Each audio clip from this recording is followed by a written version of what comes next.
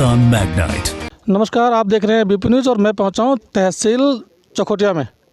रानीखेत के पास एक दोराहाट विधानसभा है और उसी विधानसभा में पड़ता है चकोटिया।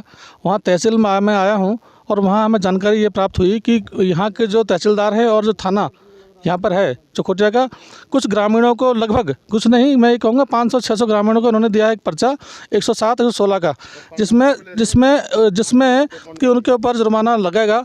वो लगेगा तब जब इनके सुनवाई होगी कोर्ट के अंदर, न्यायालय में, जब न्यायालय जुर्माना देगा। लेकिन यहाँ पर हो क्या रहा है कि उनको यहाँ बुलाया जाता है, इनसे पर्चे भरवाए जाते हैं, उनसे लिया जाता है पैसा।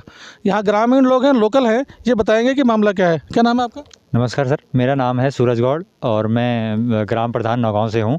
और आपको बताना चाहता हूं कि मेरा पंजीकरण हुआ है 107 और 116 मामले में। जो जी ये आप देख सकते हैं 107 और 116 में इसमें पंजीकरण हमारा हुआ है धारा के अंतर्गत, जो अशांति भंग और गांव में अभद्रता है। अब मान लीजिए हम ग्राम प्रधान हैं, हम खुद ही अपने गांव में अशांति किस प्रकार करेंगे, क्योंकि हम एक पद हैं, अध्यक्ष हैं, गांव के एक नेता हैं।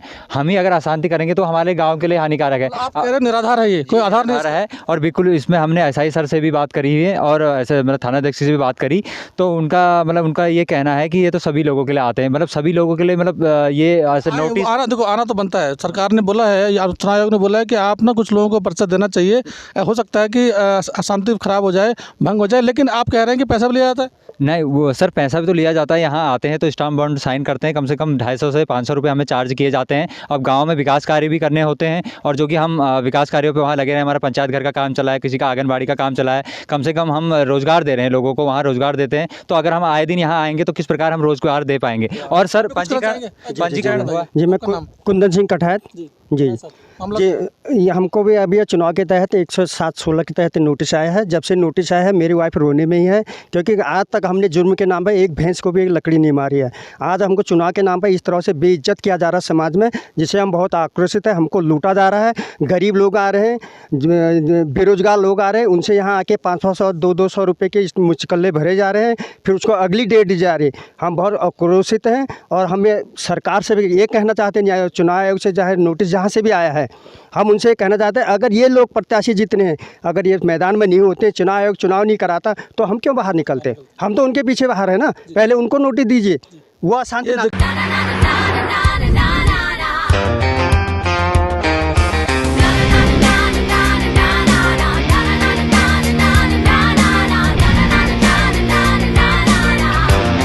Nissan Magnite. ये शांति व्यवस्था भंग करने का मामला नहीं है, ये एक तरह से षड्यंत्र भी हो सकता है इन लोगों को तंग करने का, ताकि चुनाव में कोई दिक्कत ना हो। लेकिन दिक्कत कैसे होगी? ये लोग तो गांव के लोग हैं, आज तक ऐसा कोई हुआ नहीं है। आप भी कुछ कहना चाहेंगे? हाँ, मैं मदन खुराना, भाजपा का वरिष्ठ कार्यकर्ता, भूतपूर्व ग्राम प्रधान कोटुड़ा।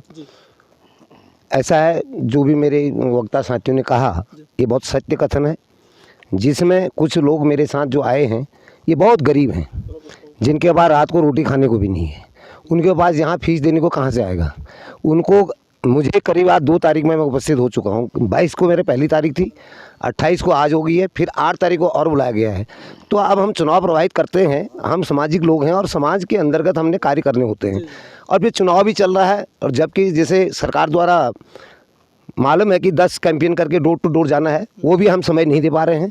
ना हम अपने प्रत्याशियों को जिताने में सक्षम नहीं हो पा रहे हैं, सहयोग नहीं दे पा रहे हैं। ये तहसीलों के चक्कर काट रहे हैं। ये बताएंगे, एक बार छोटी सी बात पूछना चाहता हूँ, लगभग कितने लोग ऐसे होंगे जिनको पर्चा दिया है पुलिस ने? लगभग यहाँ पे ऐसा है कि हर पार्टी के कार्यकर्ता, कम से कम एक ग्राम सभा से कम से कम 10-10 15-15 लोगों को यहाँ पर बुलाया गया है, कम से कम 15। तो ब्लॉक चकोटिया के अंदर 95 ग्राम सभाएँ, विलेज इन माई ब्लॉक 95। तो उसके तहत में हर ग्राम पंचायत से कम 10-15 लोगों को यहाँ प्रभावित किया गया है। जो लोग, मैं तो उन पर प्रभावित हूँ जो तो टाइम दे सकते हैं। गरीब लोगों के लिए बहुत आघात है, जिनके पास 10 रुपया बीड़ी पीने को भी नहीं है। किराया, जबकि मैं तारतार से इंटीरियर से आता हूँ, वहाँ से लोगों का किराया 100 रुपया है, 500 तो यहाँ फीस हो गई, 100 रुपया जाने का हो गया, 100 रुपया आने का हो गया, 100 रुपया खाने का हो गया, तो 800 रुपया एक डेट में हो गया, 800 रुपया दूसरी डेट में हो गया, फिर 8 तारीख को बुला रखा है। मतलब एक व्यक्ति को ये कम से कम 5,000 के तहत में बैठेगा। देखिए ये कितना मुश्किलों भरा इनका सफ़र ये हो रहा है, क्योंकि 1 तारीख चलो ठीक है, अगर 7/16 का अगर पर्चा बनाया भी है तो 1 तारीख में उसको खत्म कर देना चाहिए, क्योंकि दूर दूर से लोग आते हैं, किराया देना पड़ता है, 100-200 रुपये किराया लग जाता है, पूरा दिन यहाँ ख़राब होता है। अगर ये गरीब लोग इस तरह भटकते रहे और यहाँ तहसीलदार के पास या थाना में चक्कर लगाते रहें तो कैसे ये जीवन अपना यापन करेंगे। इन्हीं शब्दों के साथ मैं बात करूँगा आगे भी। देखते रहिए BP न्यूज़। नमस्कार।